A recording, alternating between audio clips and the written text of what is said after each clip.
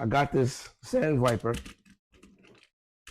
This Sand Viper, I made sure I bought it. It could be CO2 or green gas, but I bought it with the CO2 magazines.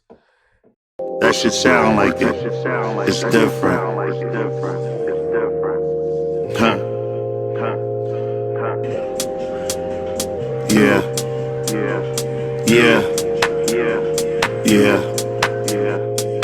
Trap. All we know is trap. All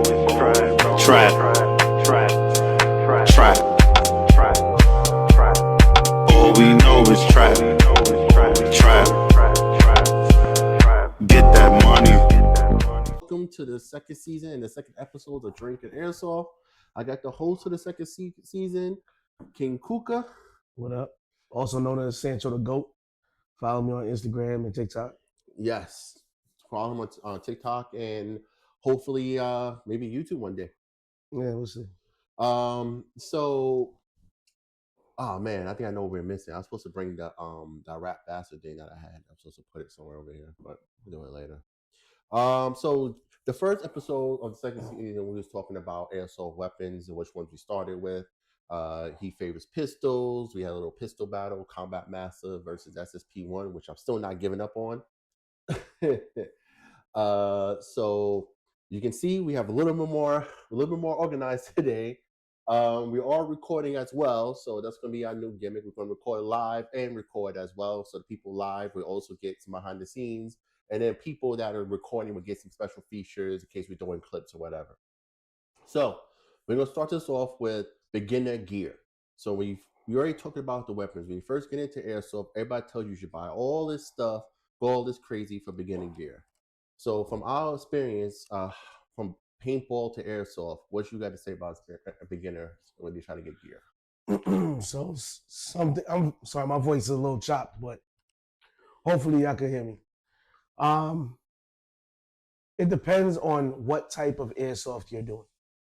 If you're doing indoors, you could go green gas, like for your pistols or whatever. A lot of guns are electric. Mm-hmm. A lot of the rifles and stuff are electric. For your pistols, you can go green gas or CO2, but I like green gas better for indoors because it's quicker. It's a quicker exchange. Like to get back on the field, you just hold the gas canister, load up quick, boom, you're good to go. Some of the pistols, I feel like they did not put a lot of thought into loading and unloading CO2 cartridges.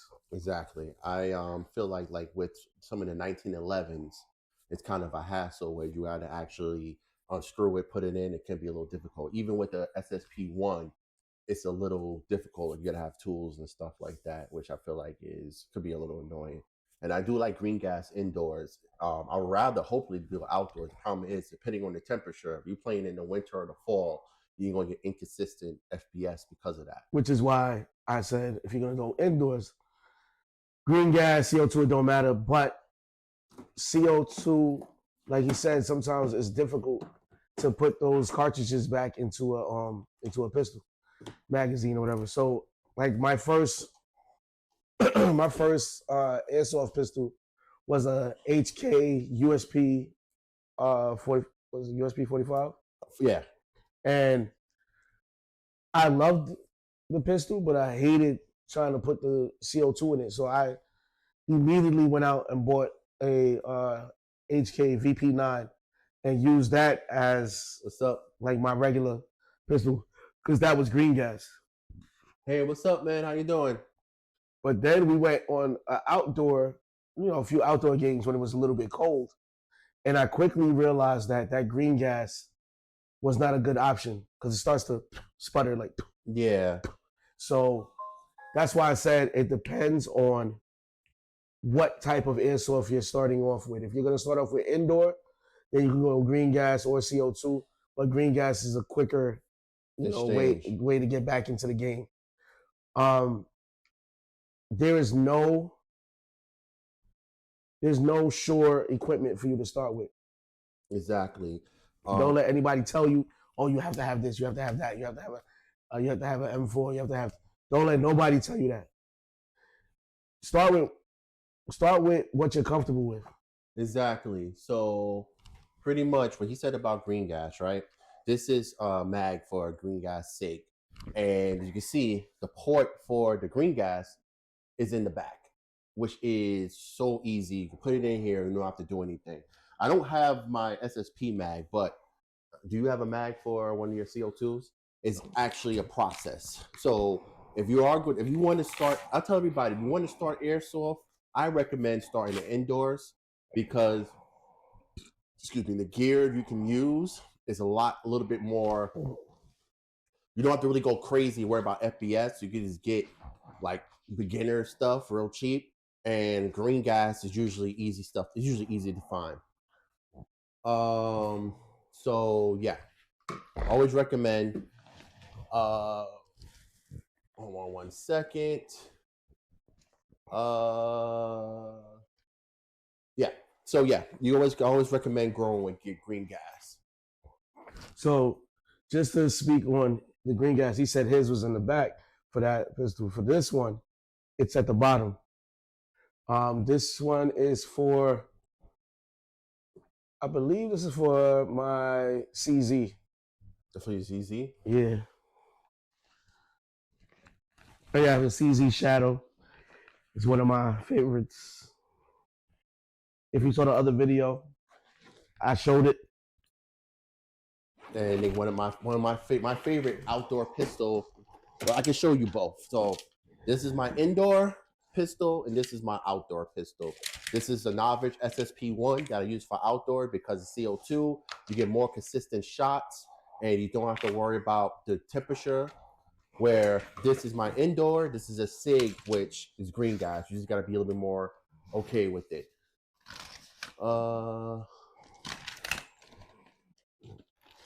So yeah. Oh, I hope I have it in here.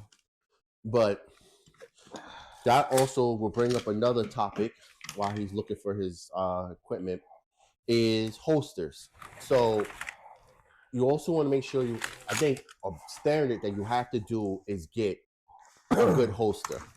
Now, you want something that's comfortable, but it's also easy to release because you don't want to be fighting with your firearm, your airsoft, when you're trying to get it out.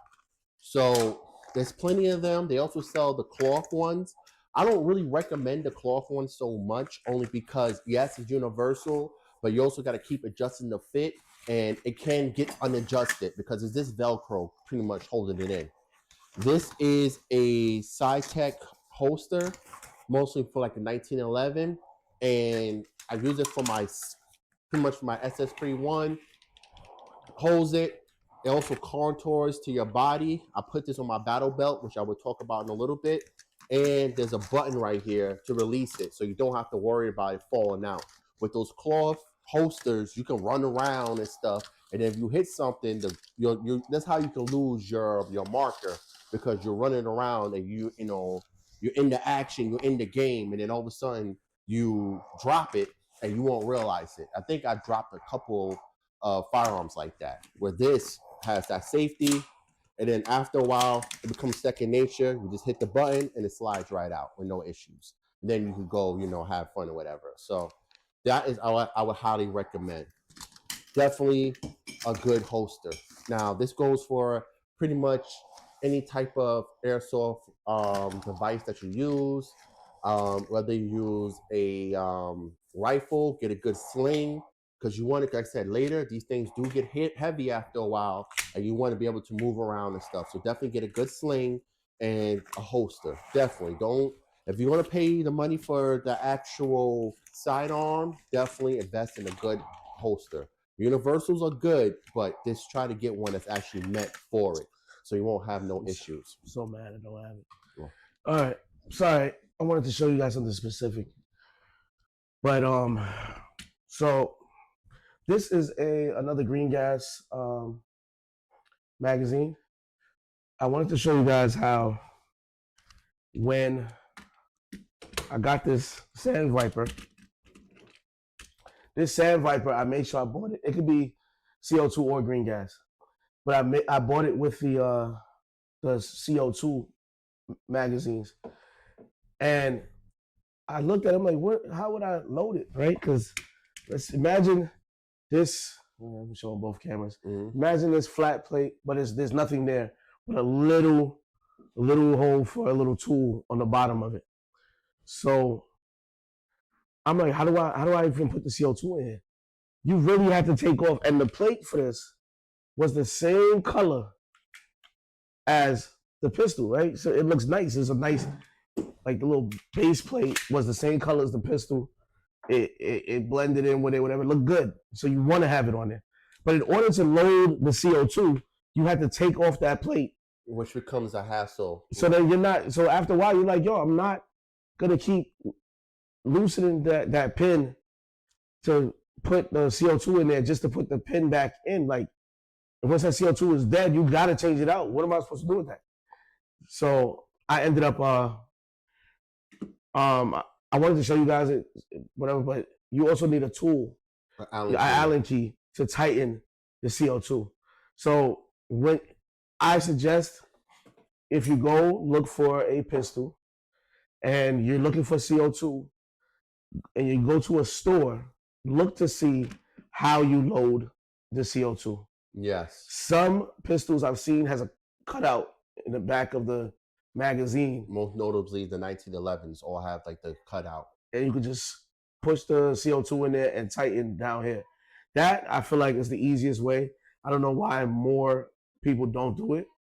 But make sure that it's something that you can handle, especially if you're trying to quickly get into games. Yeah. You want to make sure that it's something that you're familiar with. When we first transitioned from paintball to airsoft, one of the biggest things we had to get used to besides dealing with paint, because now, mind you, the paintball markers all have a big CO2 canister, was getting used to using CO2 and then figuring out what the hell green gas was. So you want to make sure you take that into consideration. Now, CO2s can be a little expensive, but you also get them like a whole bulk of them for like maybe $50.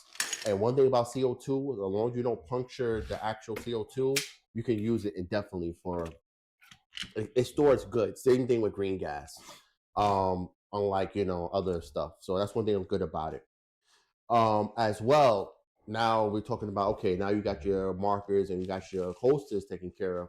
Now you might want a vest or some type of protection. If you see back here, we have a basic starter vest. This is actually my daughter's vest.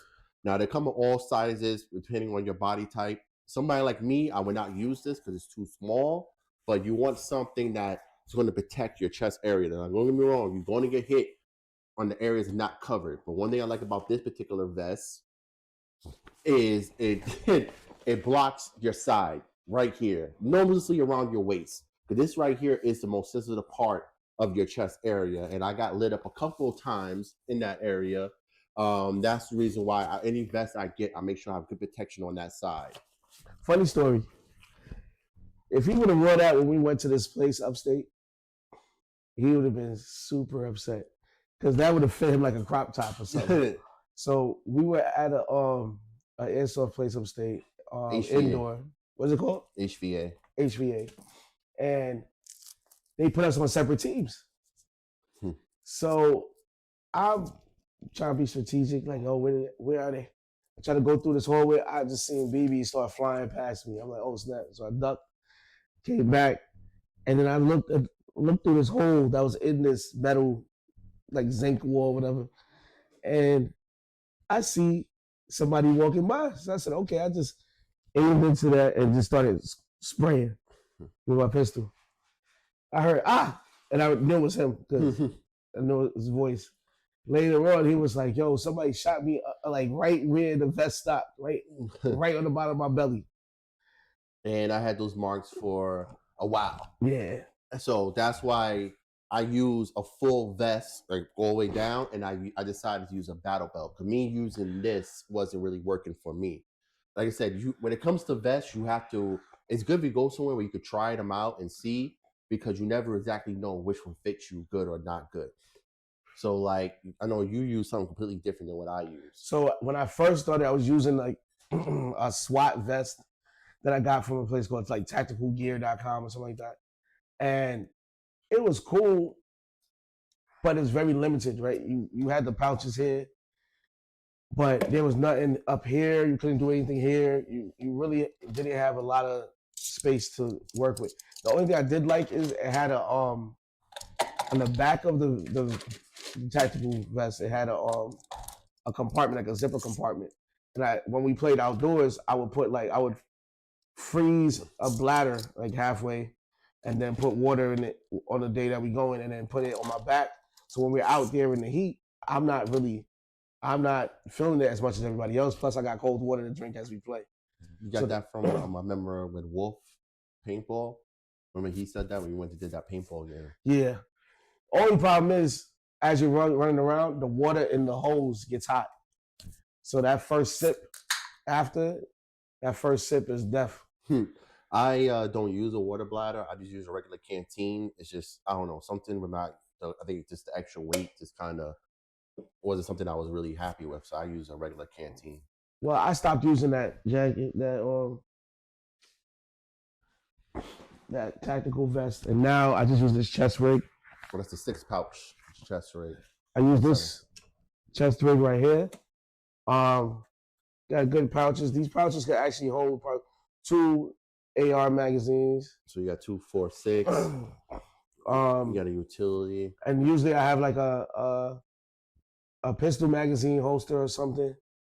And right here is my favorite part. This is a big pocket. Yeah, it's the pocket. It's the full length of the actual vest. That's actually a pocket. So I usually have my phone in there, or maybe something I might need for like maybe tools. I'll have like the Allen key set just in case I got to do something while I'm out there. And if you put your phone in there, after you have your vest and stuff on there, you're actually protecting your vest and stuff. So you have your items like your phone and stuff. I had one too when I did it when I worked for paintball. The problem is I'm so tall, I can never find one to fit me properly. So what I end up doing is I went the battle belt route. So this is a Novich battle belt. I'm big on Novich stuff, as you can see. And this is, it's a little bit complicated. Pretty much it's a regular 6-point harness with the battle belt. So I keep all my stuff that I need on the battle belt. So you see right here, I got pistol mag holders that holds the mags. You can adjust them. One thing about these, you can put almost any mags in them and it will hold it and you can adjust it. So I can put, for instance, my SIG mags in it, holds it no problem. And I can make it looser or tighter depending on how I want to do it. And it's on my waist, so it's on my center of gravity. Now, yes, the black is probably throwing it off, but, you know, it's too cheap to get another one. Oh, speaking of the color, some people like to get like the military camo type, you know, like what he has, the green or the digital or whatever. Yeah. That's your preference. I always had all black gear, right? My gear has always been all black. That chest rig plus black pants plus a black t-shirt. And that's just how I ran. Yeah, like unless you're doing a specific milsim and they ask for, okay, you gotta have this type of color. And even then, we'll talk about that with more milsims and stuff, because remember the whole Grimmail Tactical that came to color coordination. But yeah, so, and I like it as well. Another important feature is a dump pouch. Now, a dump pouch pretty much is what it sounds like. You can dump your empty mags in it or your whatever else you have. And like when you're in the field and you're playing and they would say, okay, you're done, you can just take the empty mag, throw it in the dump pouch, and then you're good to go. And you don't have to worry about whether I lost it or try to fumble and try to put it back in. So a dump pouch is a must. This is the same dump pouch that I had. I think I had this for almost 10 plus years when we used for paintball. And this is really a really good dump pouch. And then I got my regular, when I went out there with my M16, I carry 4, one in the actual marker and 3 on me. I don't use high caps. I never was a big fan of high caps. I always use mid caps because I feel like with high caps, that twirling thing was annoying. But anyway, I have yet to really play a game that I actually went through all my mags and had nothing left. Now, if I'm doing a mil sim, I would have yet again in my dump pouch maybe extra BBs, or I would carry a utility pouch, which would be on the other side, and I would have extra BBs or whatever. I would put it probably in the Ziploc, or carry the speed loader for them. And yeah, so this is my bottle belt. Plenty of room for expansion, and this thing's been tried and true for many games. And this is what I use now. Like I said, I'm a big novice fan, and I just like that battle belt. Where you live? YouTube. Oh, that's why I couldn't find. Yeah, it's on the Rat Bastard YouTube. Another thing is, now this might not be necessary when you first get into playing. This might not be necessary if you first start playing airsoft, but you're definitely going to want to get you some gloves later on. The reason why is because getting shot in the knuckles is not fun. And me and Kuka both got shot in the knuckles plenty of times with paintball, airsoft specifically. Getting shot here isn't fun. So always, I would recommend these. These are Assault soft shell gloves. I do have hard shell gloves as well, mostly for I did a cosplay, but it's the same type of gloves you use for the same airsoft. These are soft because I don't want nothing really hard and stuff. And these are just as old ever since I started playing paintball. Pause. I had these for same amount of long, 10 years. These gloves are super old. You could tell they went through many battles. These are my tried and true. Like, these are my favorite gloves. I always bring them out.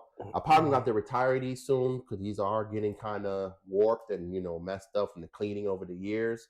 But you do want to invest in getting some good gloves to protect your knuckles. Getting shot with a BB in your knuckles is not fun. That's one thing. I don't know. Do you use gloves? Not anymore. No. Yeah, I've dealt with getting shot in my hand, my knuckles, my fingertips, stuff like that. But because I use pistols a lot, and then sometimes just getting the magazines out. When you have the gloves, sometimes it feels a little bulky, and they like trying to get it out of your vest or whatever gets blocked in the middle of the mix. Like I need to be. These I need to be able to go. Yeah, I need to be able to like quickly and just get to it. So, I don't wear gloves anymore. Honestly, I do a lot of things that I don't do anymore. Before, I used to wear long sleeves. I used to wear like a sweater just in case I get hit. Just try to like take some of that pain away. Layers, whatever. When you first play, you don't know what to expect. You just gear up. You don't want to like worry about, okay, what I get hit here to hit here. But after a while, once you get used to getting hit, it doesn't really bother you that much. Like, I think once you get hit, like, I think everybody, when you first start playing airsoft, you play an indoor game, get hit. I tell everybody, go out there and get hit. Because once you lose that fear of getting hit, now you can go ham. And that's just how it is. I would say get hit. And then once you realize the pain and how it feels, now you out there, now you're having fun. That also brings me to this point. So this is pretty much, I used to wear this. This used to be a covering. I used to cover like my face and stuff. When we first started playing, I didn't really have a lot of face covering. I just had the goggles, and then I used to put this on, looking like pretty much a YN, and I thought I was good. Now, this is good for sweat only until it gets too sweaty. This, I would say, is not really good for actual playing. I would recommend that you actually get this. You don't really need this. If you sweat a lot, then I would say okay, but you really don't need this. This actually will make it difficult because now it's really hard to breathe because you're trying to breathe through this. It's like I said, it's situational.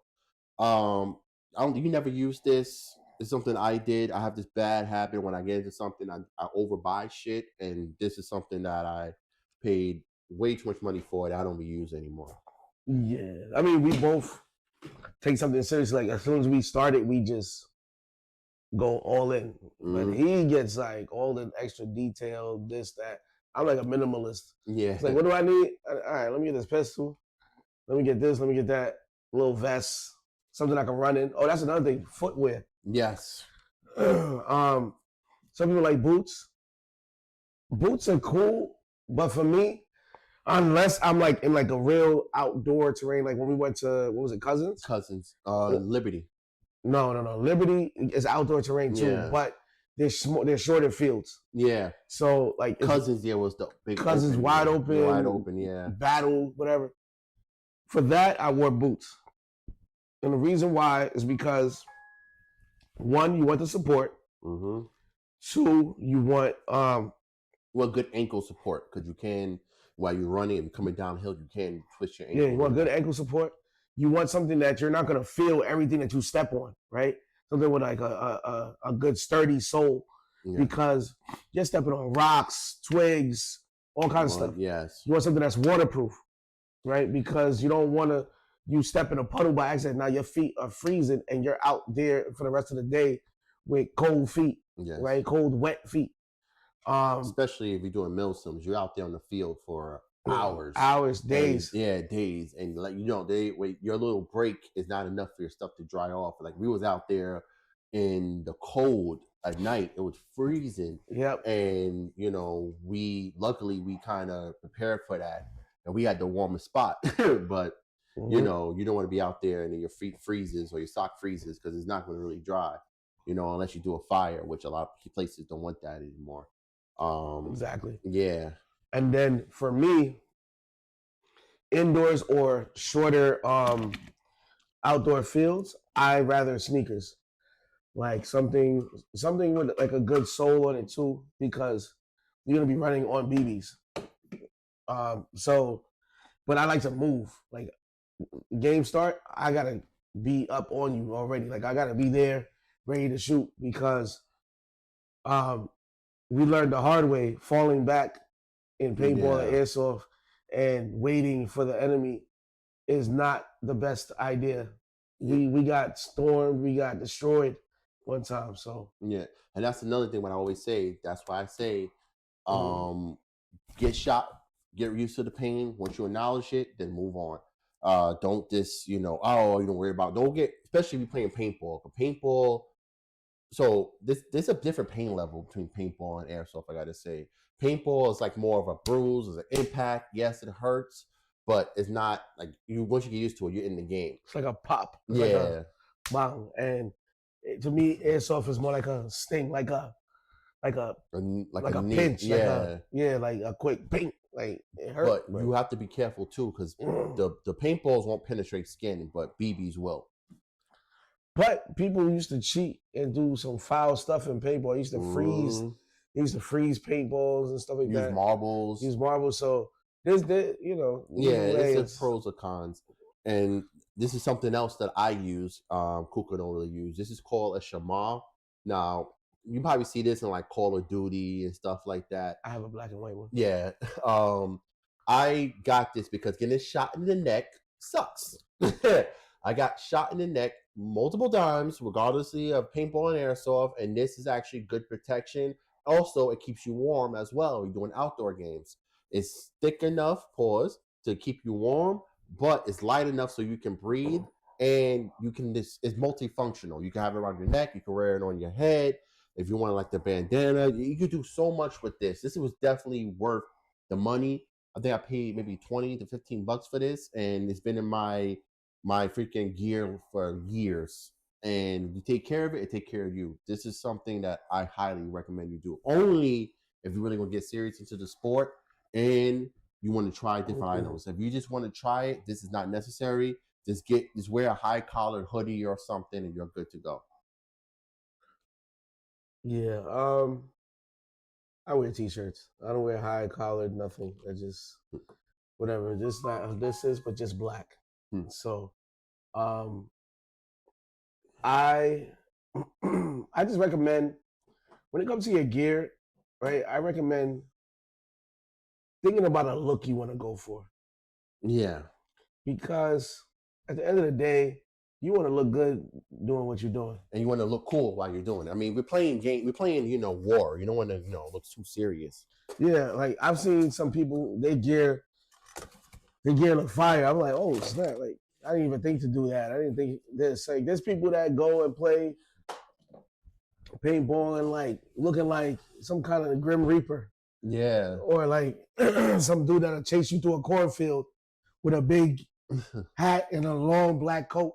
Or people like want to be like, futuristic and Yeah. have like the cool thing, If you go to a good milsim or a good theme event, you'll see some crazy. If you like going to Comic-Con to see cosplay, you get people come there where their gear looks official, especially the futuristic gear. Some of them gear is actually, functional. Yeah. And you'll be That was gonna be my other thing.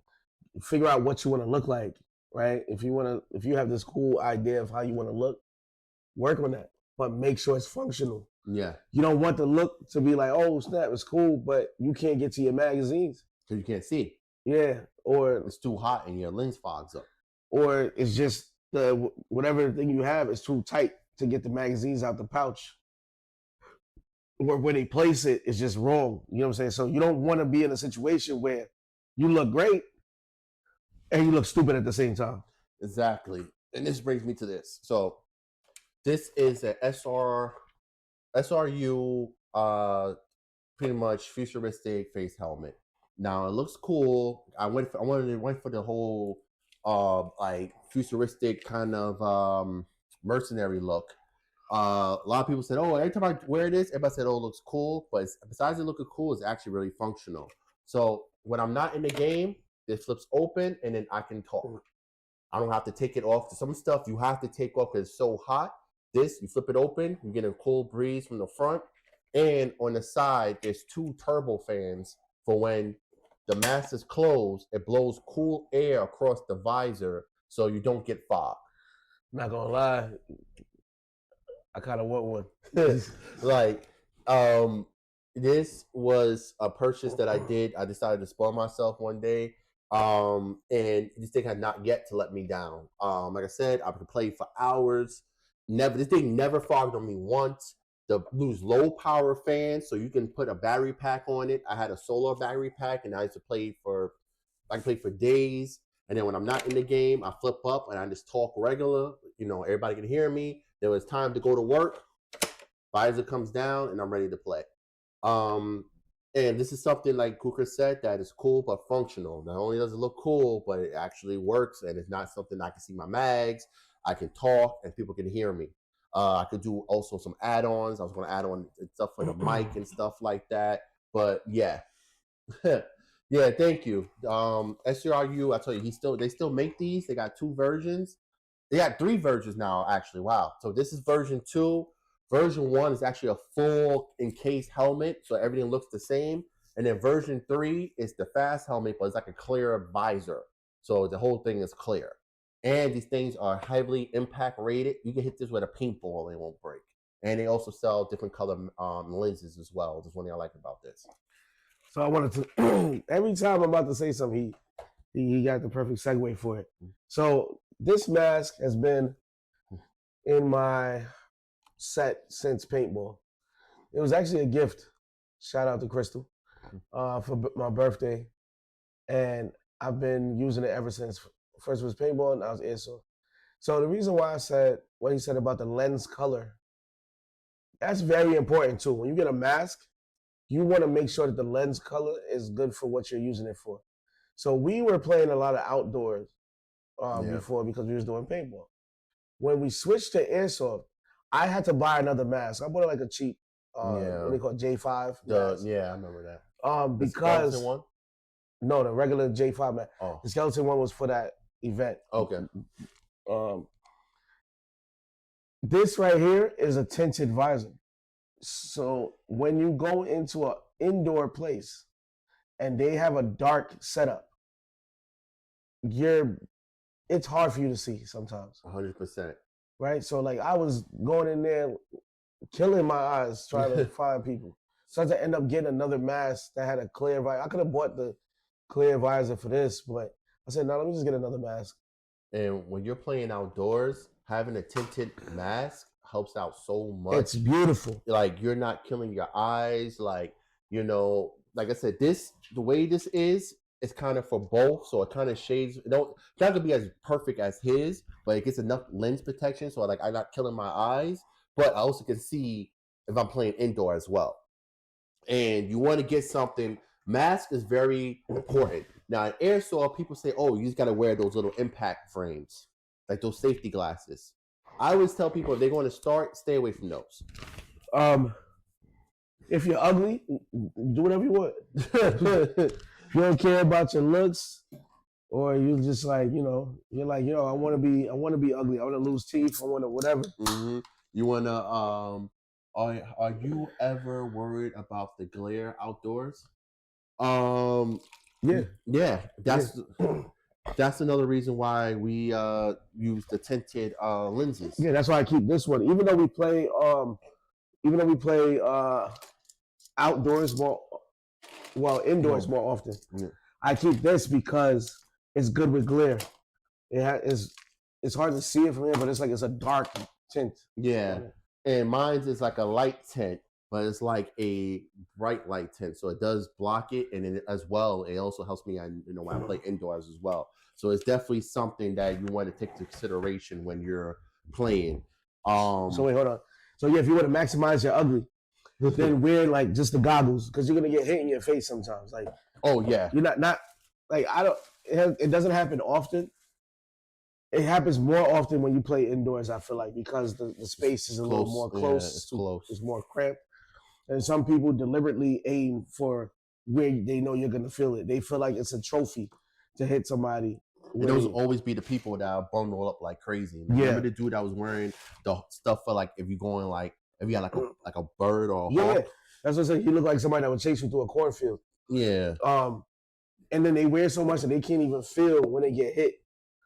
But real quick, we are drinking Long Island iced teas, but I'm not going to give out what we're drinking only because we're not getting endorsed by them. But we are drinking pre-made homemade Long Island iced teas. It is drinks and Airsoft, by the way. Yeah. So one time I did the goggle thing. I thought that was gonna be cool. Plus, I'm asthmatic, so I said, let me get one of those masks. It's a mesh, so I can get more air in. Wear the goggles. I was cooking, doing good. I startled a teammate, and the teammate quickly just jumped and shot, and a BB caught me right in my nose, right in between with the goggles and the little face mask thing. But yeah, I remember that. I always known for shooting my own teammates, but that's why I would say the goggles look cool. Don't stay away from the goggles. Get a full mask. You'll thank us for it later. They have all these different type of goggles. Even the goggles with the fan in them say, "Oh, they fog." They fog. Damn indeed. Yeah, they fog. So definitely, that's where the bulk of your money should go to is for a good face protection, or get the anti-glare spray. Now it's only going to work but for so long. But if you're doing indoors, 9 to 10 is climate control, so you don't have to really worry about it. But always use the proper stuff. Now you still fog up, but also like try not to do the glasses inside the It's indoors, definitely inside the mask. It's almost impossible to not get the fog inside. Like sometimes I wear contacts when I play Airsoft, and sometimes I just go raw dog with no glasses, no contacts. I don't have that problem with my turbo fans. Shut your ass. But yeah, you got to keep these things in mind too, because for me, I want to have my vision as clear as possible, but it's hard to wear glasses with those masks. Exactly, it is. And since I show that, I'm gonna ask you a question: are you a helmet guy or a no helmet guy? I'm a no helmet guy, but I feel like did I just turn the light over my hand? No, I think the yeah, it's on. I'm using a like a timer. Yeah, I mean a timer. It's just ain't no weight. I think instead. There we go. Oh, all right. Yeah. I thought I said, "Boom, let them not be light." I am not a helmet person, but for that mask that you have right there, yeah, I think I'm gonna become one. You think you're gonna become one? It's gonna be black though. Like I need black everything. Also, if you want to record your stuff, please believe these dusty ass people will shoot at your camera. I've seen it happen to so many people. And if you get a mask, make sure you look at how to what are your options for putting the camera for mounting a camera on that mask because sometimes these things, these aftermarket parts that they give you to put your camera on your mask, they don't stay on. They don't fit the actual camera. Yeah. And sometimes you're running, you're doing all this stuff, and you think you got footage, and when you go to check your camera's not there anymore. Or you're not getting no footage at all. Or you're not getting any footage, or it's pointing the wrong way, it's doing something wild, So that's something else to think about. That's later on, or if you want to be like us and just jump straight into having everything you think you need, then yes, put a camera on your list. We tried a lot of the cheaper ones, and I'm not going to hold you. I didn't like any of them. I think the GoPro was the most decent one. There's better, more expensive ones.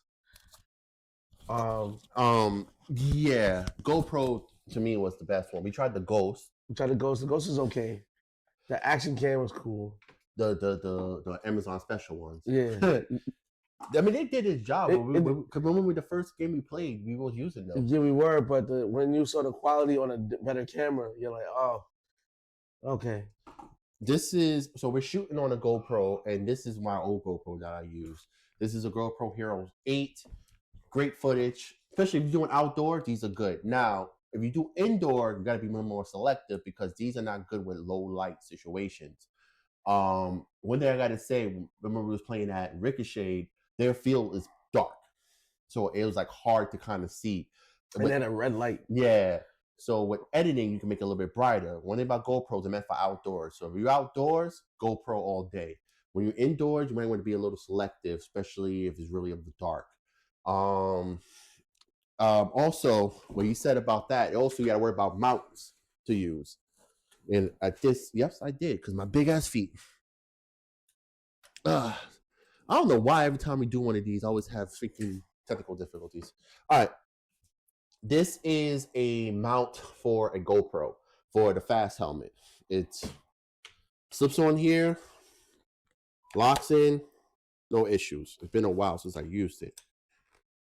And that's another reason why I am thinking of becoming a helmet person, because the mask, you have a lot of times you have to get the aftermarket piece to put the stuff on the mask.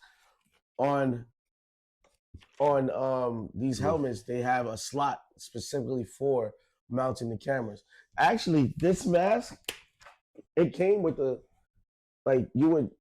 could mount on the side if you take out the emblem that was there and put it there.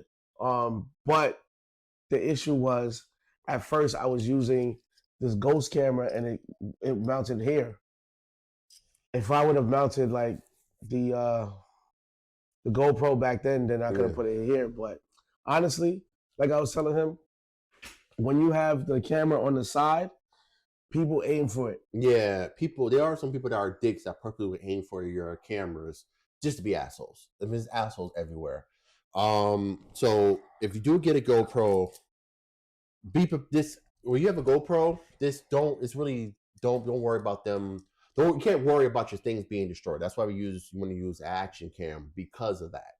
And usually sometimes they certain lenses and stuff like that, trying to protect them. You want to also take that into consideration. I wouldn't recommend buying a $5,000 or $1,000 camera and you go out there and somebody shoot it. Now you got to put hands on them. I would say first, if you really want to get into it, you want to start recording your footage, pay $50, $60 for a regular action cam. Use it, works great. You come with a watch where you can turn it on and off and you can display. Mounting is very important. Like I said, this is a GoPro mount. Now, this mount, you got to be careful because it will rattle, and then all you hear is just rattling on your head, and then it'll pick up in the audio. So the quick way to solve that is I'll put this foam in the back. So now when it's on there, that's why I had problems trying to clip it on there originally. Once it's on there, right? Try to get this in here. Once it's on there, I think I'm doing something wrong. Oh, I have it backwards, huh? Once it's on there, it locks in.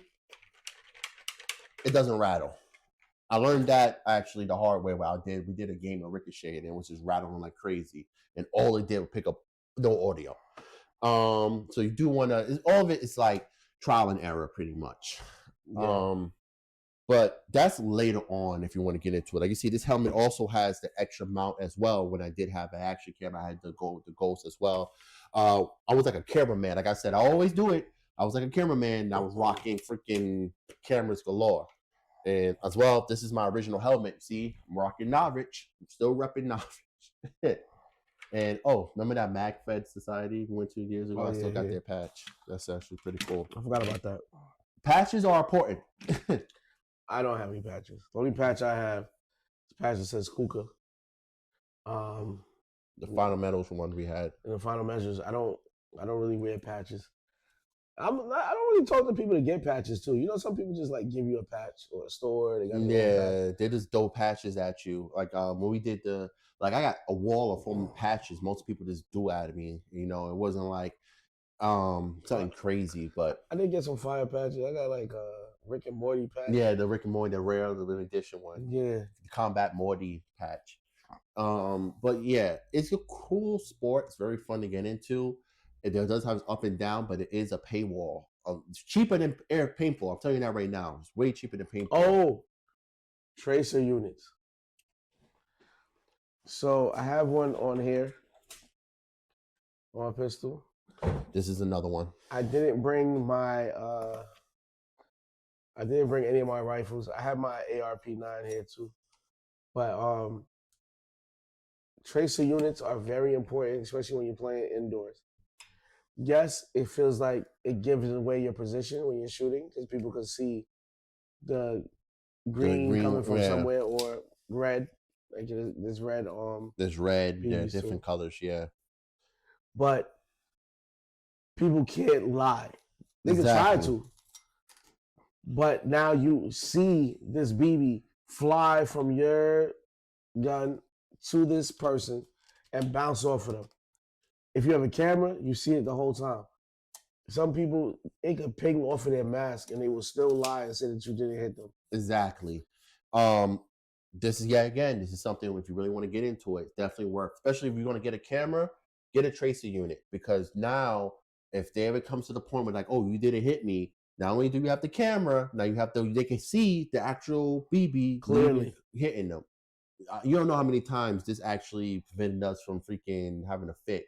Now, you may go wrong. You're going to have some people that still going to say they're not hit, when clearly you see them getting hit, but it gives you peace of mind knowing that, okay, well, they're lying anyway, so fuck it. They got tons of tracer units. He has one for a pistol. This is the one for my my Vector. My DMR actually has a tracer unit built into it, so it comes out with it straight up. And that was something I added extra. That's when they cool. You can get a rifle with a tracer unit already built in. I have a tracer unit that flashes when you shoot it, so it looks like muzzle fire. Is it necessary? No. Does it look cool? Yes. And this is the whole thing. Like, this is the thing that I always say. We're playing war. We're just big ass kids playing war like we did back in the day. Some people go extra hard, take the fun out of it. Some of these people actually think they're really in the military, whether you know good, well, they're not. And we dealt with that so many times with the airsoft event or whatever. And it's just like, we're having fun. So you want to have fun when you do this. If you want to go, remember, we're playing with toy weapons. We're playing with toy gear. That's another thing. Night vision. Remember when... Before you say that, just to reiterate what you're saying, you want to have fun. We're not the young little kids that go to play airsoft. Their parents take them, right? We have jobs, careers, families, responsibilities. So when we play this, we're not trying to get into this and act like it's another job. Exactly. We're trying to go have a good time, talk crap with our boys, or girls, because we go with mixed groups, right? Mm-hmm. We go to the diner after, we chop it up like, yo, I shot you, you didn't call that. We go to have fun and talk trash to each other at the end of the day. We're not going to get stressed out. It's supposed to be. No, I think it just stopped. Real good. I'm gonna have to exchange that battery soon. But yeah, we're probably gonna bring the clothes on there soon. But yeah, fitness level. This is also a good way to get out there, get work out and stuff like that. And it's actually a really good to exercise too as well. And it's good to you go around, you can shoot your friends, and not go to jail for the most part anyway. I know he introduced me to paintball and airsoft. Well, he was showing me videos. Yo, we should do this. I know he did it because one day he's like, yo, I'm gonna get to shoot him. I know that's why. No, I did it because I have this thing when I try something new, and Hidden Hedgehog introduced us to paintball. That guy's nice. Yes. Then what's it? Airsoft Mustang? I forgot his name. A Mustang introduced us to airsoft. How realistic the weapons are, because we was getting burnt out from airsoft. We paid paintball. Hidden Hedgehog was airsoft. Hidden Hedgehog was only paintball. He did airsoft, but he never did no videos on it. Mm. He retired and don't do videos, but he does like shoots for airsoft, but he originally was paintball only. Gotcha. We did first strikes, paid all this money for first strikes, did all this other stuff. First strikes are expensive. For one first strike is actually $100 for 100 first strike. No, it's $50 for 50 first strikes. Yeah, $100, $50 anyway. It's a lot of money. It's $50 for 100 first strikes or some shit like that. It's like $1 first strike. They never made them cheaper. To this day, they're still not cheaper. And if you have a mag-fed marker, you're not using it to its full ability unless you have a first strike. What's up, Jessica? That's just all it is. Bonjour, I'm just saying. Yeah, we're still airsoft. We outside. Yeah. Oh yeah, we outside. I don't know. I just love testing my shooting prowess. He loves showing off and showing that he's a shooter. That's what that is. You're twisted. He loves showing off that he's a shooter. It's a lot of practice. So practice makes perfect. When we do these podcasts, we try to do 2 in one day. We may hopefully could shoot another one. We're gonna shoot the Fumbles Retro podcast where we talk about retro games. And this guy, I remember the time when we didn't see each other for like a couple years because everybody separated. We was at our friend's house. We was at Nisbo's, and then we was playing Dead or Alive. Oh yeah. And Andrew, this is the first time I saw this guy in like 3 years, and he beat me in every game of Dead or Alive. He just likes to show like, yo, I got skills in this. That's not true, and I don't cheese. No, you don't. No, one thing I admit, when we do anything we do, he don't cheese. Except for that airsoft day where I remember that airsoft day where you shot me on the side. You was laughing. No. Remember we went for James' birthday. Yeah. And that day, we was going through our situation, and you shot me on this. I got shot, and you started laughing. Yeah. Yeah. If it's funny, it's funny. No, it was all fun and games, except for the spot. That spot pissed everybody off because it was just like there wasn't calling their hits. I had my own dislike towards HVA. I made plenty of videos about how much I dislike HVA. I got plenty of hate because I just like HVA. I don't give a fuck. HVA airsoft sucks. If you're not a regular, you're gonna have not gonna really enjoy yourself. Yeah, people were not calling their hits. The refs were not regulating. So it was like, like even when they noticed people wasn't calling their hits, they didn't do nothing. They had people up high on scaffoldings with sniper rifles. So if you're like, yo, ref, this guy's not calling his hits, they'll shoot the guy to see if he calls his hits, and then they're supposed to call him out on it. They never did. That happens in multiple places. We went to another place before. I don't remember the name. I don't know if you want to mention it because like they opened up a new location. Oh yeah. I want to try that new location too.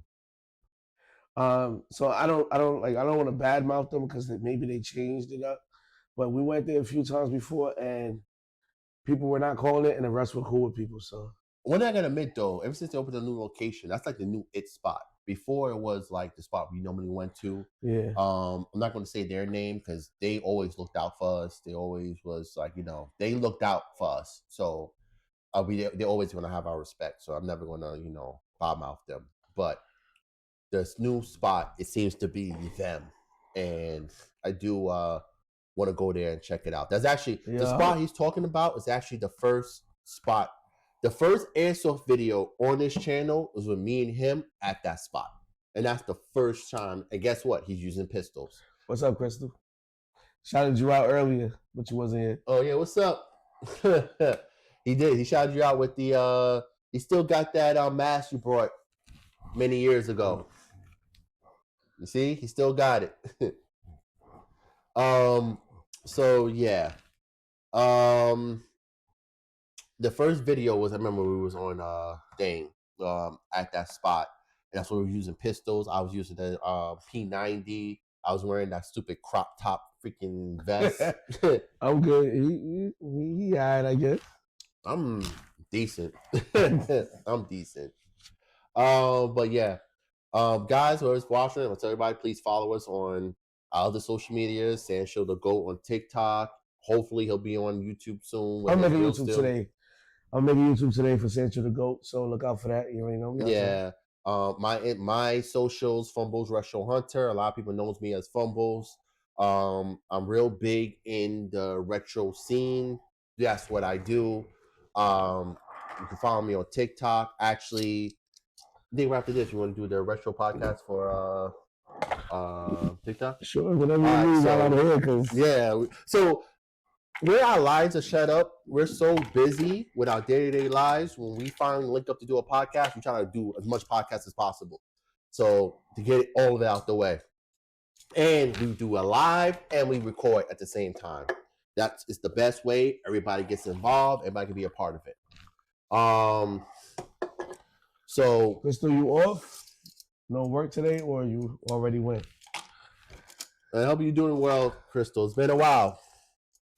We were talking about when we went to VA to play paintball last time. Yeah, I remember that. And you just used the rest that was another one. All right, so I'm gonna open up. Yeah, I'm gonna put another one. When I'm not gonna tell you what these names are, just know we're doing a pre-mix. Oh, excuse me.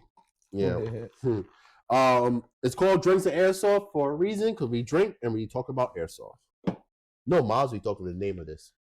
Yeah, where he at? He needs to be here. No, so Cypher is the first host of Drinks and Airsoft. Trying to get him to come back on. Kuka, what are you drinking? We are drinking pre-made Long Island iced teas. I can't say the name because we're not getting paid by them. Yeah, well, if they decide to start paying. All I can say is it has water in the name. I wouldn't even say that much. Yeah. But yeah, the whole Drink to Airsoft started when me and Cypher were talking about airsoft stories, and all of a sudden I was like, yo, I gotta record this, because he's actually on the Airsoft Pro League. So there's an Airsoft Pro League that finally released the footage, and he's on the Pro League. He's on the Pro League. Tristan's on the Pro League, and they finally do it. And both of those people was on an episode of Drinks and Airsoft, and that's how Drinks and Airsoft got started. The second season got started because Cypher was super busy. What happened, you think? This thing's so good. Rip it. I'll put it down. No, just leave it there. Right? Yeah, just leave it right there. Okay. And that's going to stay in the thing, actually. So the whole premise behind the whole Drinks and Airsoft is us shooting the breeze, talking.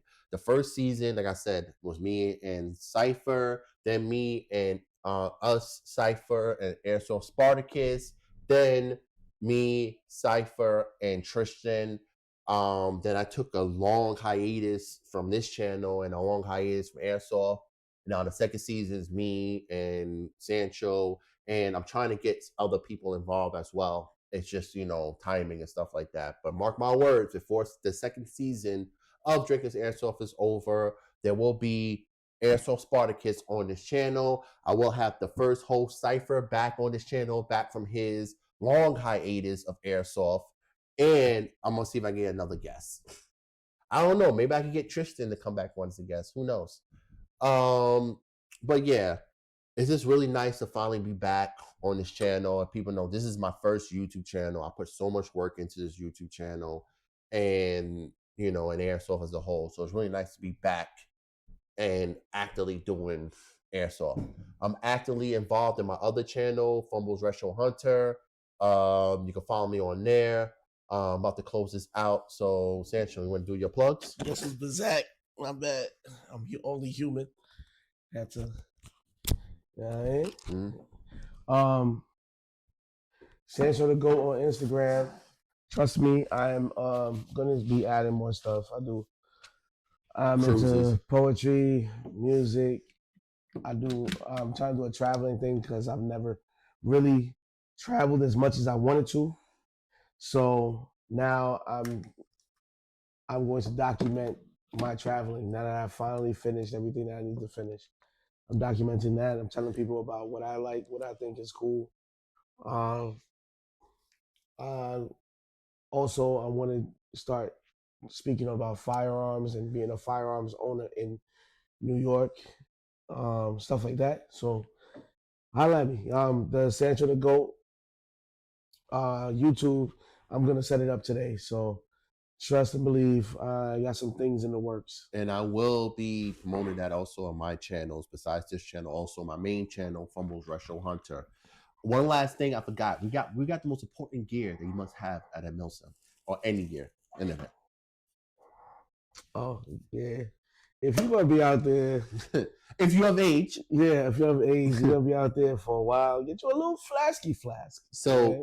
This is a special flask, and only it holds 2 cigars, and you can have a little drinky drink as well. Always have a flask. You know why? When we was out there on that field, that little flask I had lasted a while because we were drinking like it was his. So we went to that airsoft event. It was his birthday, and we out there getting twisted, drinking, still cooking people. Yeah, still cooking. I remember I got taken as a prisoner, so I'm in there in the holding cell. So I'm like, "Yo, can I take a drink of my flask?" And dude was like, "You got a flask?" And he's like, "By all means." I was getting twisted. That flask lasted I don't know how that flask lasted so long. And I was drinking honey jack. I was good. But yeah. I want to say thank you everybody for coming on. Thank you for all the interaction.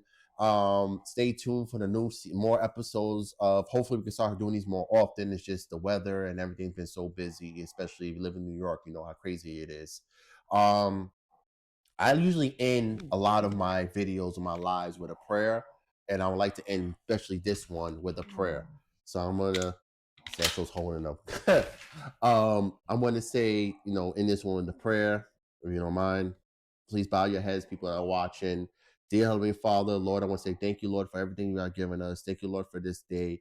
Lord, please watch over us, please protect us, please make us a nice, safe, and wonderful work week, wonderful year, Lord. May this year filled with prosperity, may this year filled with peace and happiness. In Jesus' holy and mighty name, amen. Amen, everybody. Thank everybody for hopping on. If you want to chill with us some more, if you have TikTok, go on TikTok, Fumbles Retro Hunter. We're about to go on there right now. We just got to transition to the other area where we can talk about retro games. So, like I'm going to say, you got anything else to say? Nah, we out. Anyway, be safe and be blessed.